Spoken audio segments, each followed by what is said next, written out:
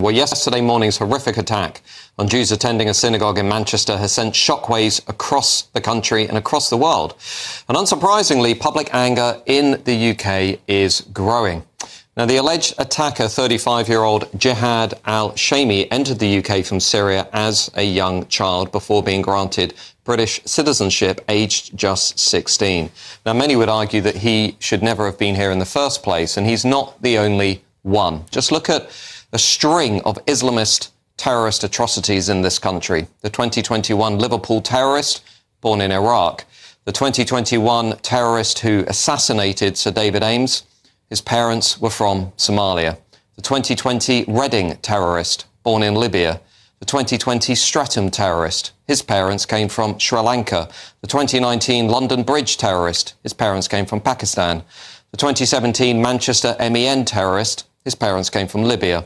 The 2015 Leytonstone terrorist, born in Somalia. The 2013 Woolwich terrorist who assassinated Lee Rigby, his parents were Nigerian. The 2007 London-Glasgow terrorist bombers, their parents came from Iraq and India. And the 2005 supposedly homegrown 7/7 terrorists, well, 3 of them had parents from Pakistan, while the 4th was born in Jamaica. Notice the trend? We cannot afford to continue ignoring the blindingly obvious pattern. Why are these people in our country in the first place? So many of the evil terror attacks that we see being committed in our country are committed by first or second generation migrants. These attackers hate our country, they hate what we stand for, and they hate the Jewish community. Who could be next? That's the question I think we all want to ponder this evening. Now, the left would have you believe that anybody in this country can become British and anybody can become English the moment they step onto our shores and get hold of a few documents.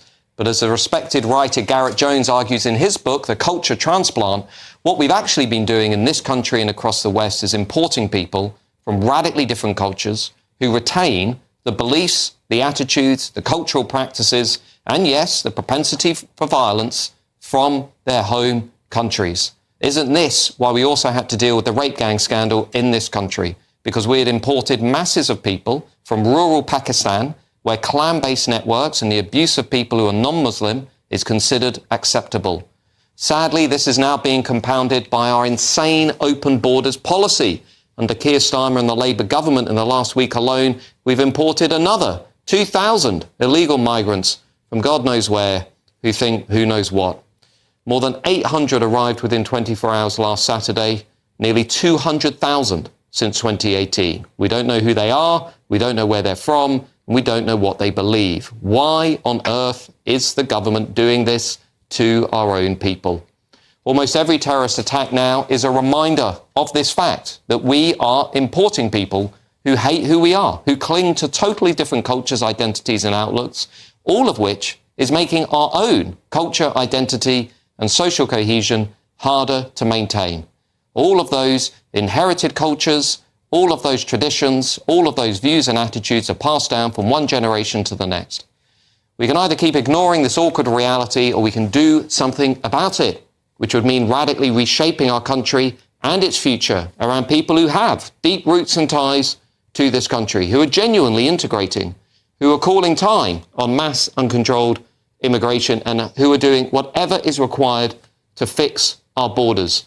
And, most of all, who are launching an all-out assault on radical, violent Islamism. I've had enough of all of this, haven't you? Well, to discuss exactly what I've just laid out, I'm now welcoming journalist, author and historian Rafe Haydel-Mankoo to the show, a friend of the show, he's a friend of the channel. Rafe, what I've just said is going to be controversial, perhaps, in Westminster, London, Cambridge, Oxford, Brighton. But to many people out there in the country, it's a statement of the obvious, is it not?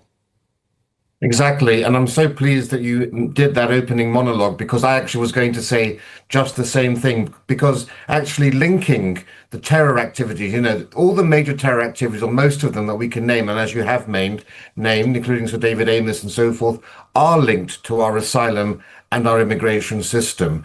And it's not surprising, of course, especially if you're an asylum seeker who's come here. The children, just because you're born here or you came here at a young age, doesn't mean that you're going to escape the trauma and the violence that your parents may have experienced in terms of your upbringing.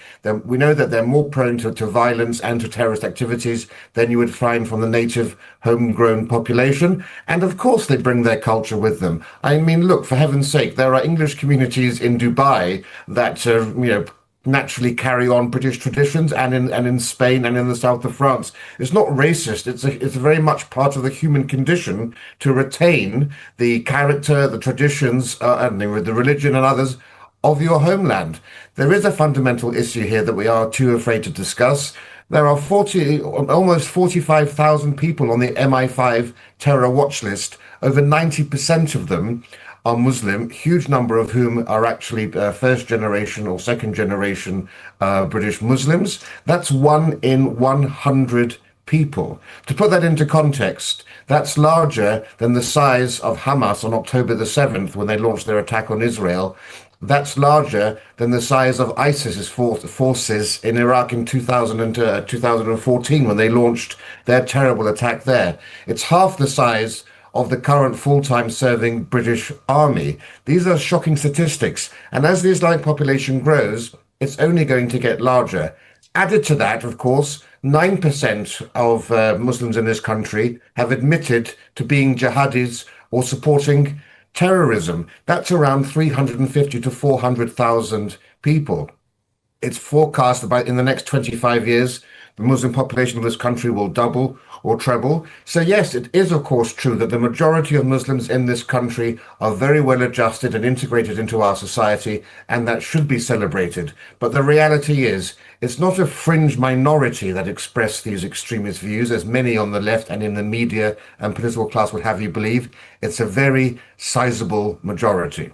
Indeed, and I remember surveys just after the October 7th attacks finding that somewhere between 30 and 40% of British Muslims were actually expressing support for Hamas in some form or other. And I think there was a large share who openly expressed support for the attacks themselves, although we should underline that point that most British Muslims certainly reject the kind of violence and attacks that we've seen over the last couple of days. Rafe, can I just ask you a question? Because at the same time, liberal progressives in this country, civic nationalists, people who basically think you can become British, you can become English the moment you step foot on these islands and you get a piece of paper.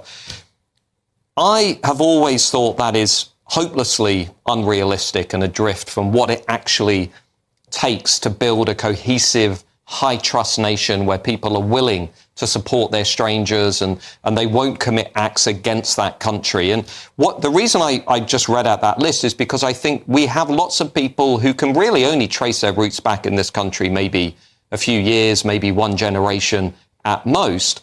Well, if you look at where we're going as a country, and I've put some of this data out on social media, by the 2070s, not long actually, it's only about 50 years, 40, 50 years, the foreign-born in this country, people born in other countries like Pakistan and India, Nigeria, and so on, they and their first-generation, second-generation descendants will represent a majority in the entire country. So where we're heading to as a country is a population with much weaker ties, with thinner ties. I mean, I think that's a problem. What do you think?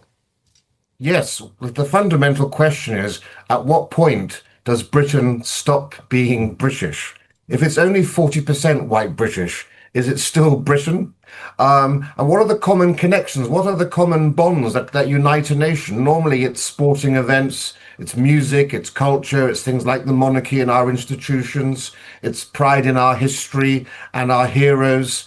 But if you've imported vast numbers of people who are not only not British, but come from vastly different, I would say culturally incompatible nations, then what unites us? In fact, what's going to happen when we get to that state is that I personally think the white British will become a minority in this country by the 2050s. This is based upon what Professor David Coleman, an emeritus professor of immigration, said would happen in 2010. He said 2066, but we've had so much immigration since then. We're going to be reducing ourselves to ethno-nationalist silos.